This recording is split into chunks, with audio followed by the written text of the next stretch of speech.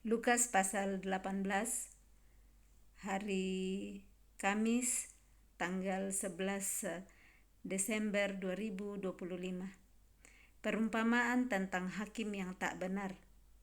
Yesus mengatakan suatu perumpamaan kepada mereka untuk menegaskan bahwa mereka harus selalu berdoa dengan tidak jemu-jemu. Katanya, dalam sebuah kota ada seorang hakim yang tidak takut akan Allah dan tidak menghormati seorang pun. Dan di kota itu ada seorang janda yang selalu datang kepada hakim itu dan berkata, "Belalah hakku terhadap lawanku." Beberapa waktu lamanya hakim itu menolak, tetapi kemudian ia berkata dalam hatinya, "Walaupun aku tidak takut akan Allah dan tidak menghormati seorang pun, namun karena janda ini menyusahkan aku, baiklah aku membenarkan dia, supaya jangan terus saja ia datang dan akhirnya menyerang aku." Kata Tuhan, "Camkanlah apa yang dikatakan hakim yang lalim itu. Tidakkah Allah akan membenarkan orang-orang pilihannya yang siang malam berseru kepadanya? Dan adakah ia mengulur-ulur waktu sebelum menolong mereka? Aku berkata kepadamu, ia akan segera membenarkan mereka. Akan tetapi, jika Anak Manusia itu datang, adakah ia mendapati iman di bumi?"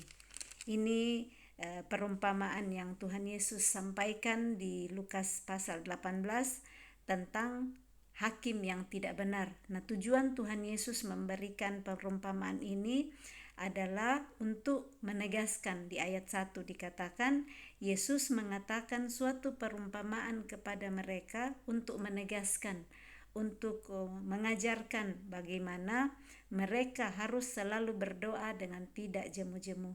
Tuhan Yesus mau mengajar kita untuk terus-menerus berdoa dengan tidak jemu-jemu, artinya tidak bosan-bosannya, terus-menerus. Sekalipun mungkin yang kita doakan kelihatannya belum terjawab, tetapi Tuhan Yesus mau mengajar kita untuk tidak jemu-jemu berdoa. Seperti yang dilakukan oleh janda dalam perumpamaan tentang hakim yang tidak benar ini, seorang janda yang minta supaya haknya dibela terhadap lawannya, dan kepada hakim yang tidak takut Allah dia datang meminta.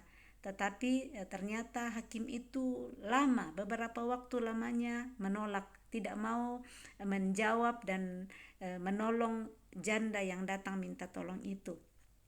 Tetapi janda ini tidak menyerah, terus-menerus tidak jemu-jemu datang minta tolong kepada hakim ini, sehingga akhirnya si hakim berkata, lama-kelamaan ya, di sini dikatakan di ayat 4, tetapi kemudian ia berkata dalam hatinya, si hakim ini yang berkata, "Walaupun aku tidak takut akan Allah dan tidak menghormati seorang pun."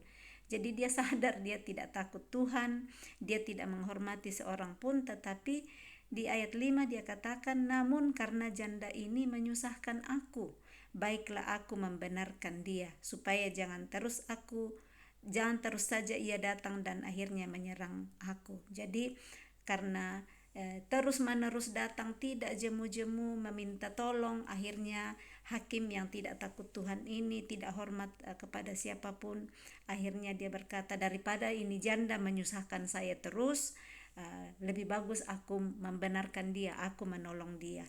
Nah, ini yang Tuhan Yesus ambil sebagai perumpamaan untuk mengatakan, camkanlah apa yang dikatakan hakim yang lalim itu.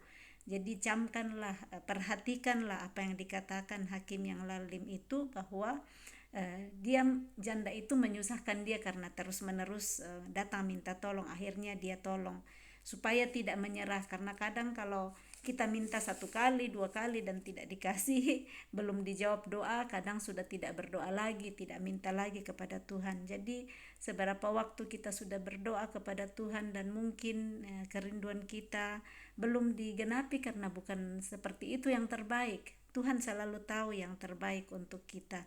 Nah, ini Tuhan Yesus mau katakan bahwa tidakkah Allah akan membenarkan orang-orang pilihannya yang siang malam berseru-seru kepadanya.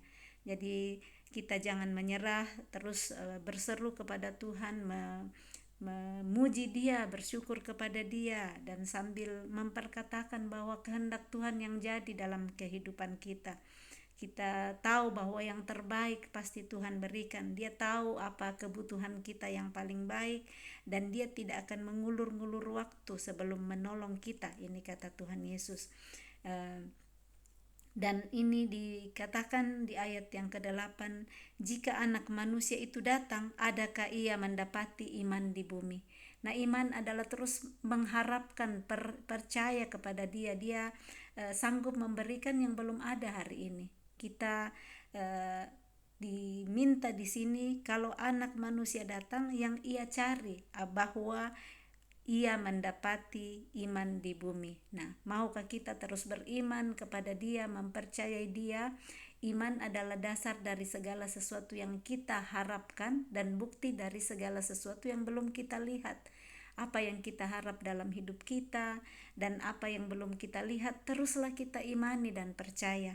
Karena itu yang akan dicari Tuhan Yesus pada saat Dia datang lagi. Apakah masih mendapati orang-orang yang punya iman di bumi ini? Nah, kalau kita sudah mengimani seberapa lama dan sepertinya yang kita harapkan belum ada, yang kita tunggu-tunggu untuk dilihat belum kelihatan, teruslah berharap kepada Tuhan dan kita percaya yang terbaik daripada Tuhan. Karena mungkin juga yang kita harapkan bukan itu yang terbaik yang Tuhan lihat untuk kita.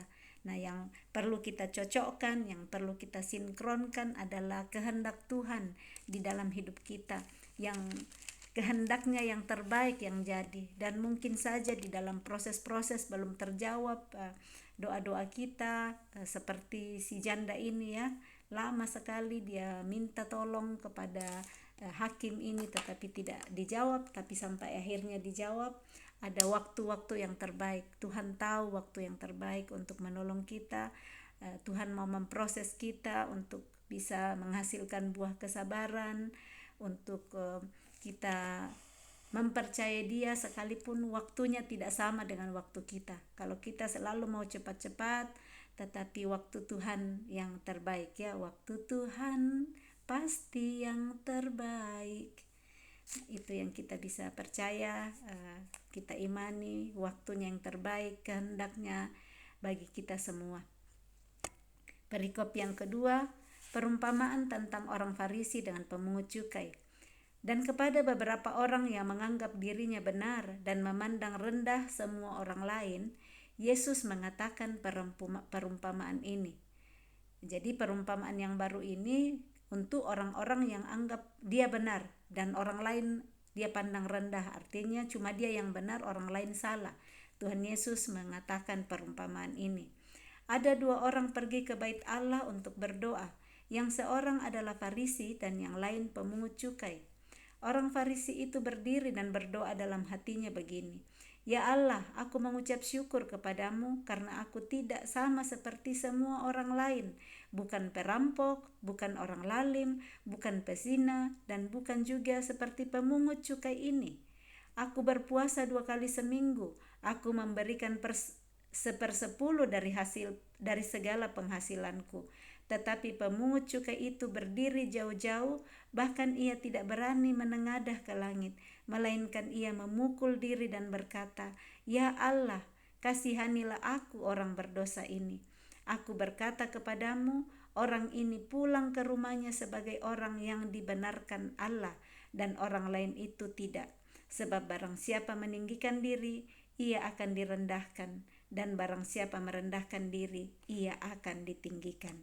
Ini Tuhan Yesus mengambil perumpamaan tentang seorang pemungut cukai dan orang Farisi yang pergi ke bait Allah untuk berdoa. Nah, kita sudah baca bersama-sama bagaimana berdoanya orang Farisi ini. Dia mengatakan, aku mengucap syukur kepadamu, tetap mengucap syukur, tetapi kata-kata selanjutnya, karena aku tidak sama seperti orang lain. Aku bukan perampok, aku bukan orang lalim, bukan pezina, dan bukan seperti pemungut cukai ini.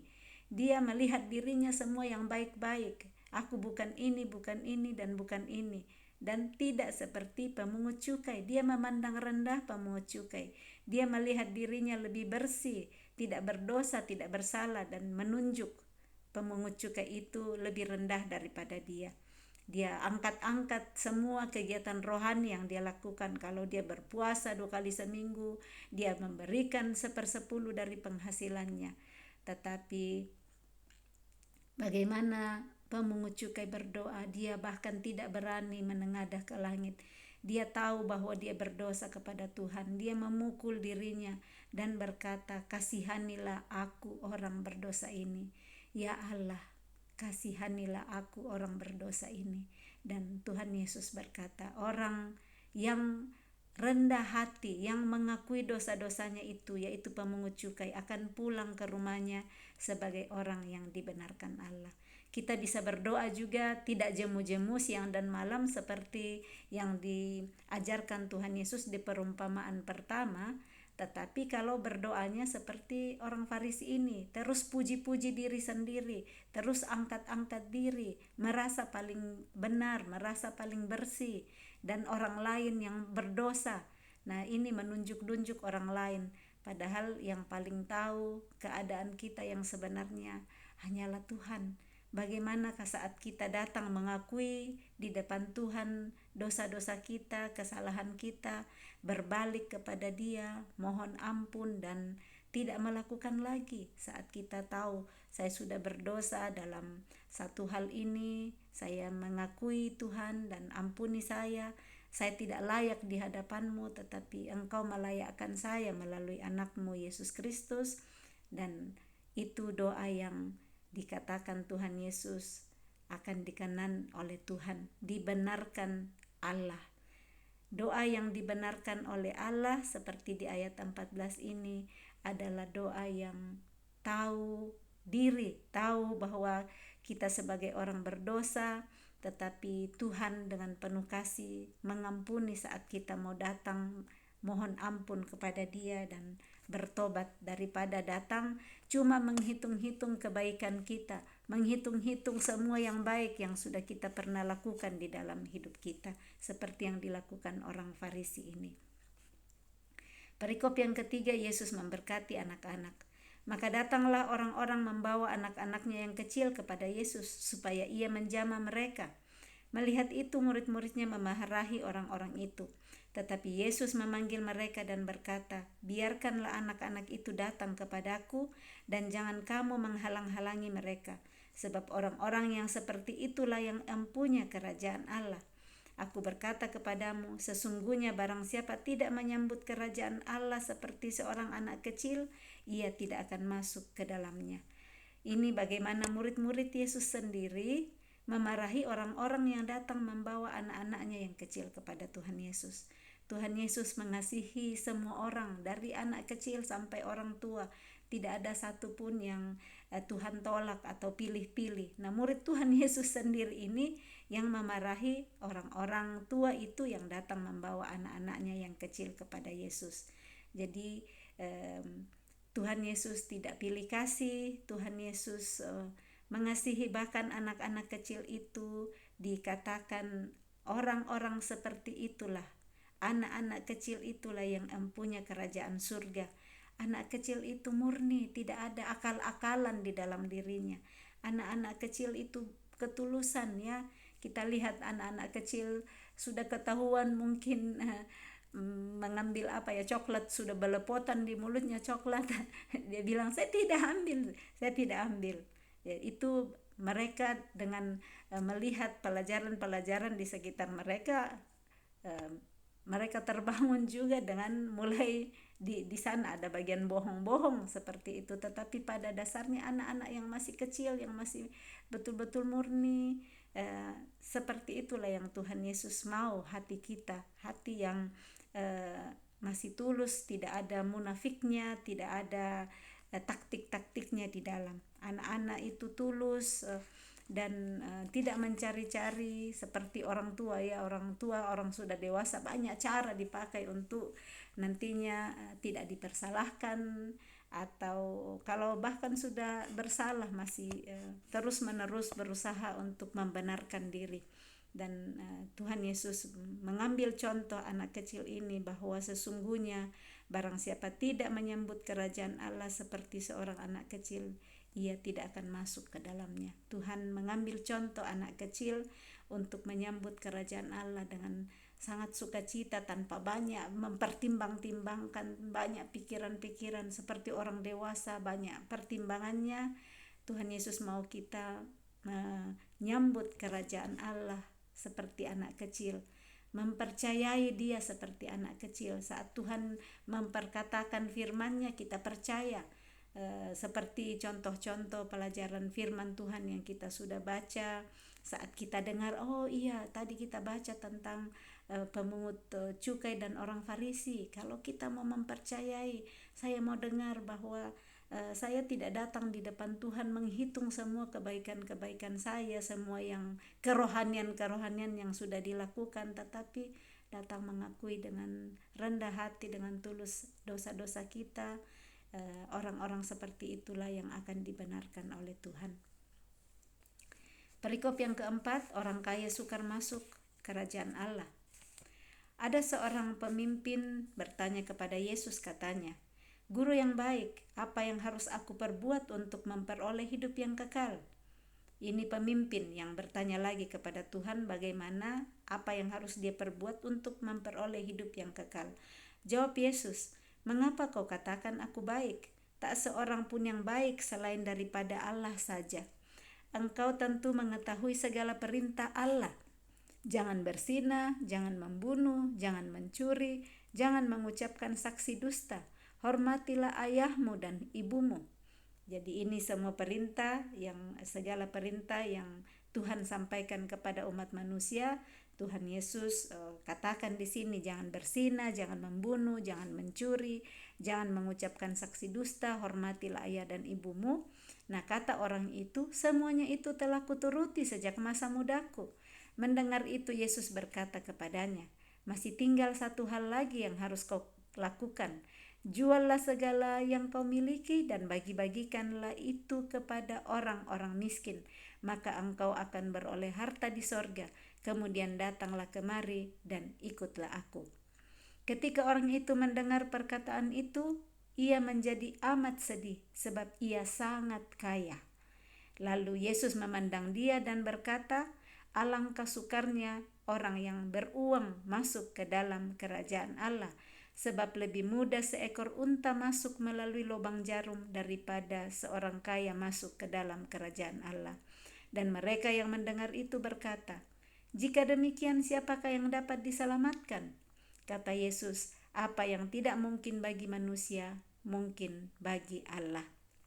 Jadi ini pemimpin yang bertanya kepada Yesus bagaimana caranya, apa yang dia harus perbuat untuk memperoleh hidup kekal. Tuhan Yesus sampaikan semua perintah Tuhan kepadanya dan dia bilang, oh itu dari sejak muda saya sudah lakukan. Saya sudah lakukan semua yang Tuhan Yesus sebutkan di ayat 20. Tetapi Yesus bilang, masih ada satu, tinggal satu hal lagi yang harus kau lakukan. Juallah segala yang kau miliki dan bagi-bagikanlah itu kepada orang-orang miskin. Nah, ini Yesus bilang, maka engkau akan beroleh harta di surga. Kemudian datanglah kemari dan ikutlah aku. Orang kaya ini menjadi sedih mendengar itu karena ia sangat kaya. Dia tidak mau berpisah dengan hartanya. Nah, ini harta yang sering membuat orang jauh daripada Tuhan saat dia lebih mengasihi hartanya, mencintai harta, mencintai mamon, ya, yang Tuhan Yesus katakan jangan tidak bisa mencintai dua tuan, tidak boleh mencintai mamon dan juga kepada Allah. Dan kita harus tahu, bukan artinya tidak membutuhkan uang, tetapi yang Tuhan Yesus mau sampaikan di situ itu cinta uangnya. Yang perlu dikasihi dengan segenap hati adalah Tuhan, bukan uang.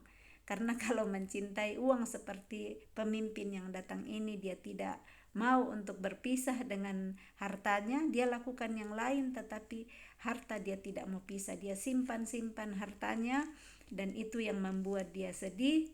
Dia tidak mau melakukan satu hal lagi yang dia belum lakukan yang Tuhan bilang. Selebihnya perintah Tuhan dia sudah lakukan.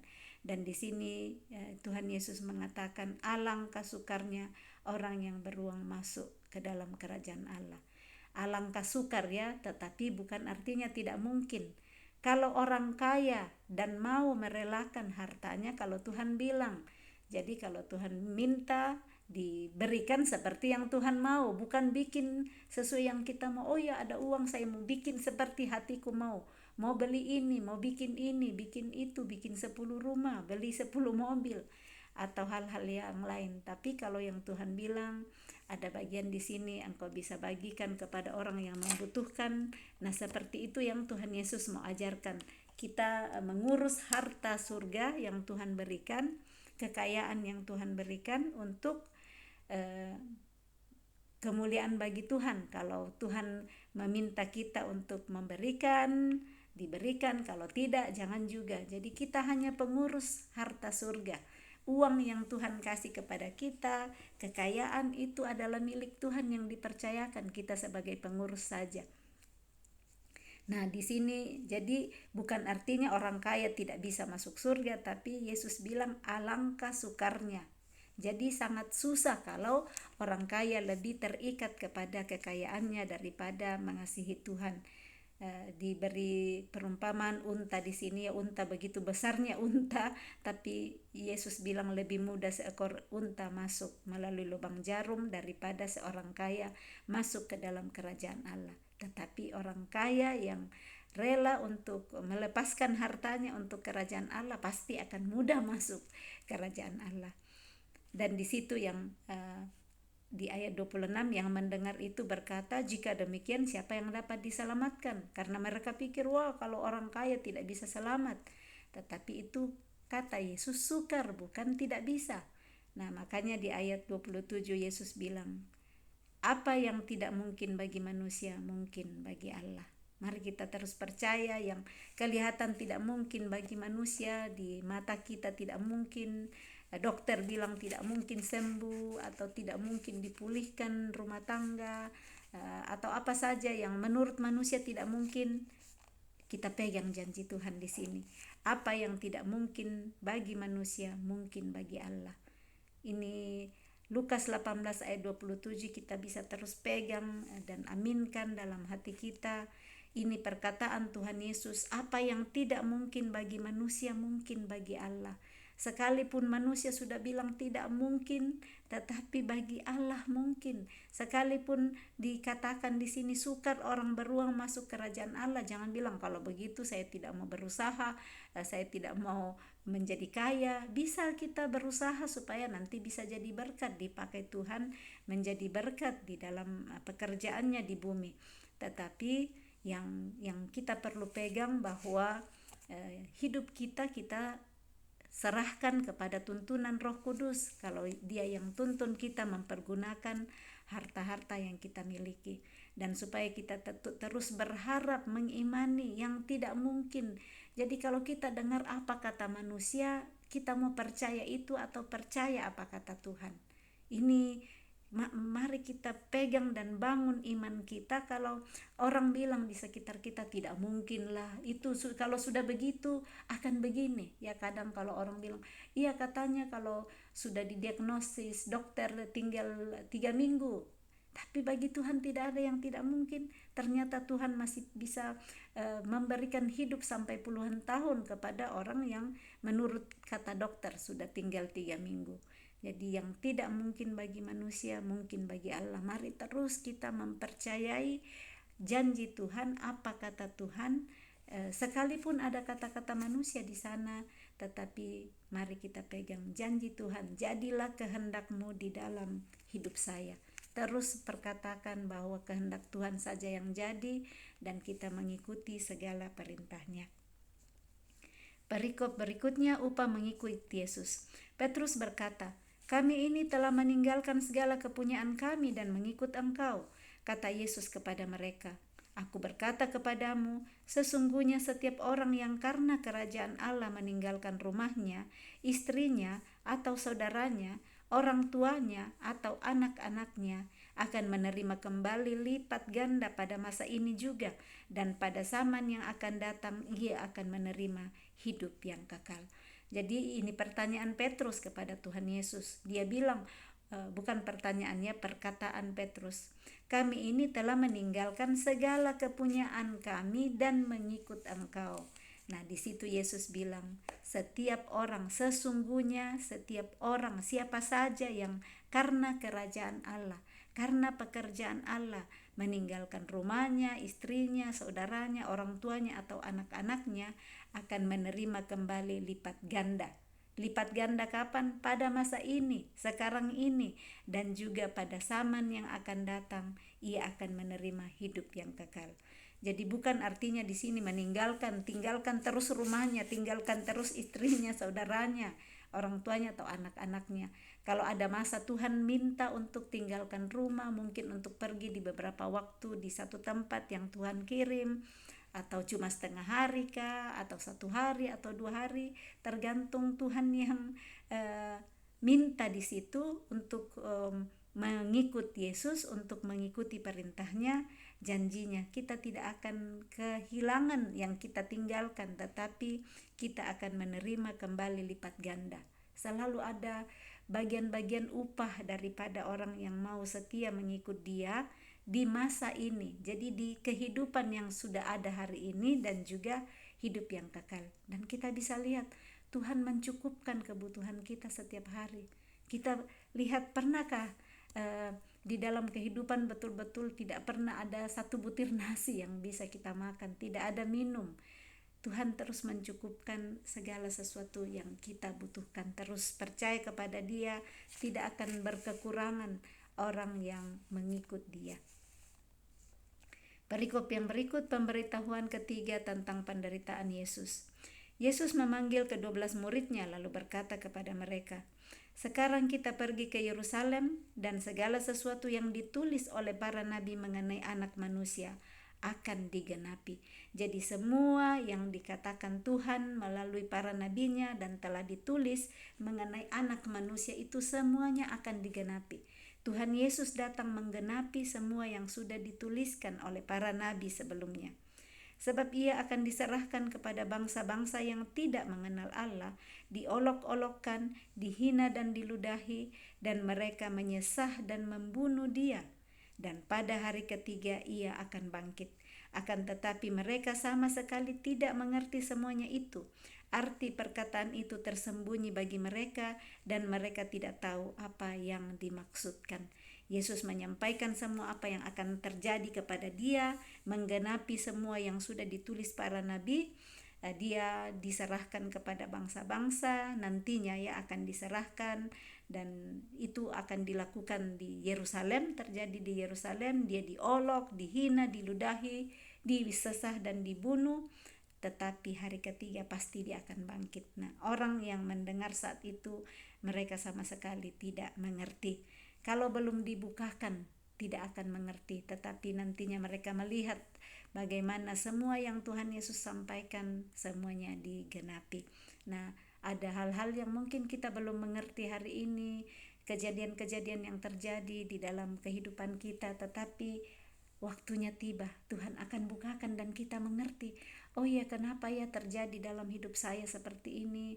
Tuhan membukakan pengertian baru, kita mengerti dan bersyukur atas semua yang terjadi dalam hidup kita, karena di situ kita lihat bahwa Allah turut bekerja dalam segala perkara untuk mendatangkan kebaikan kalau kita terus mencari kehendak-Nya dan mengikuti perintah-Nya.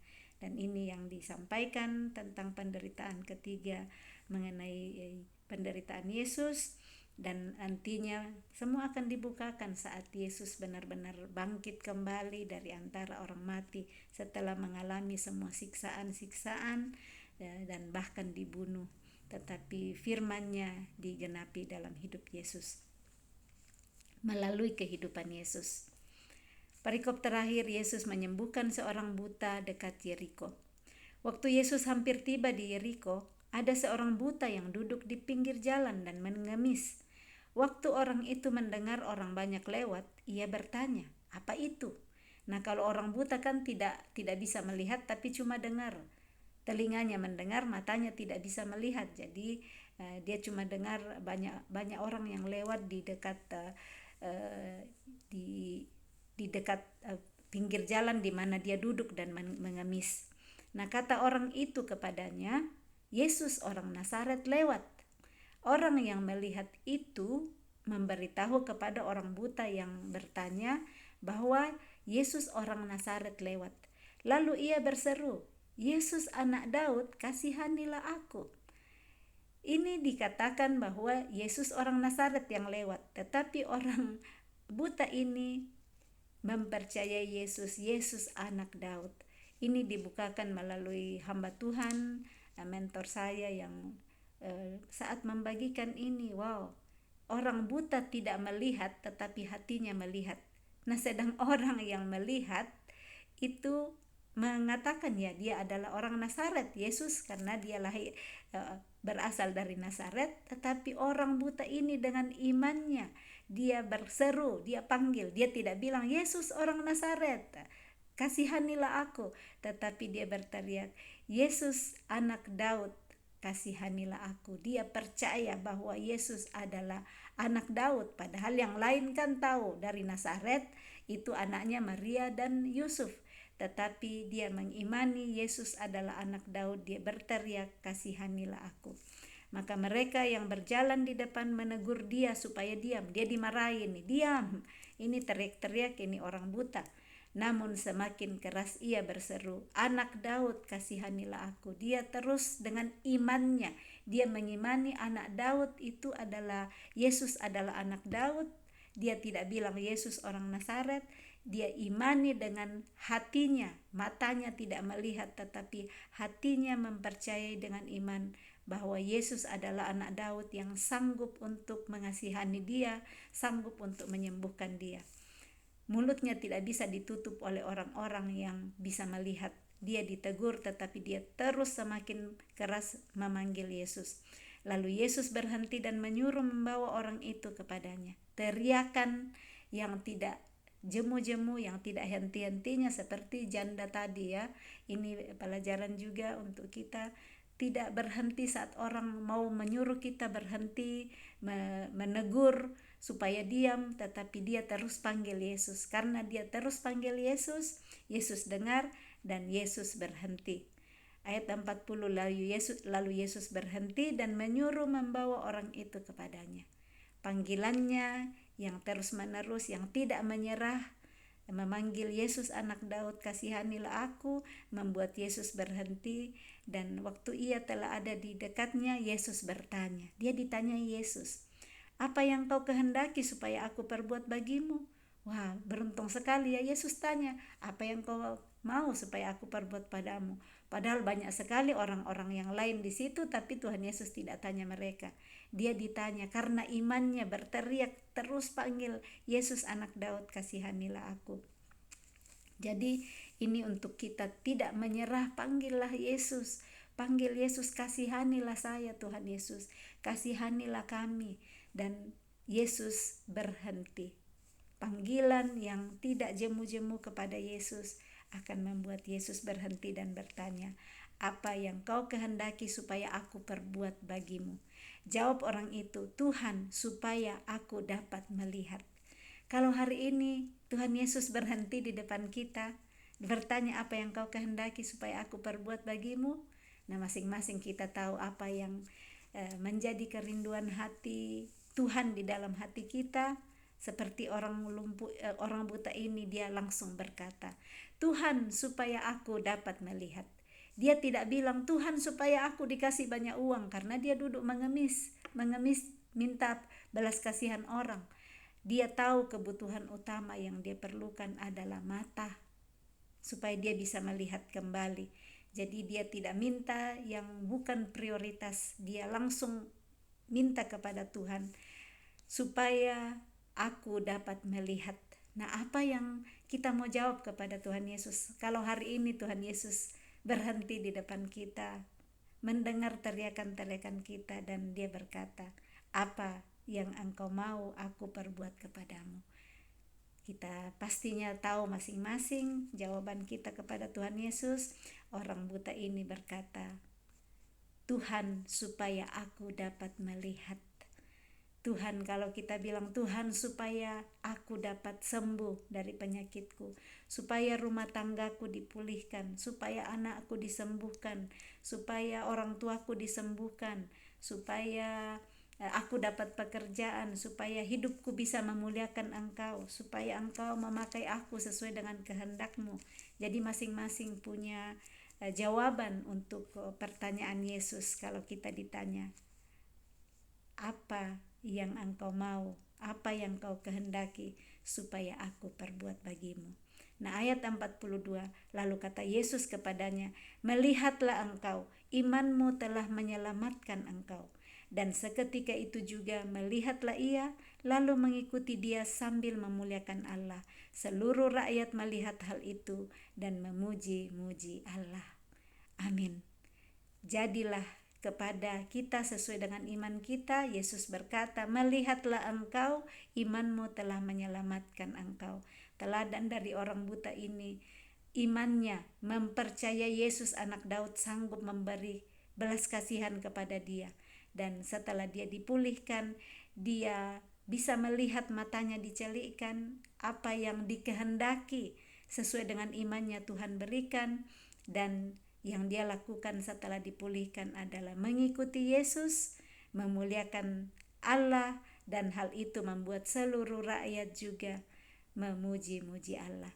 Biar kemuliaan Allah terjadi melalui kehidupan kita, terus mempercayai dan mengimani janji-janji Tuhan di dalam hidup kita, dan tidak jemu-jemu untuk berteriak memanggil Dia, belas kasihanilah saya, kiranya kasihanilah aku ya Tuhan. Dan kita melihat nantinya Tuhan Yesus melakukan sesuai dengan yang dirindukan hatinya. Tujuannya adalah satu, untuk nama Tuhan dimuliakan. Amin. Salam kasih, Tuhan Yesus memberkati. Shalom.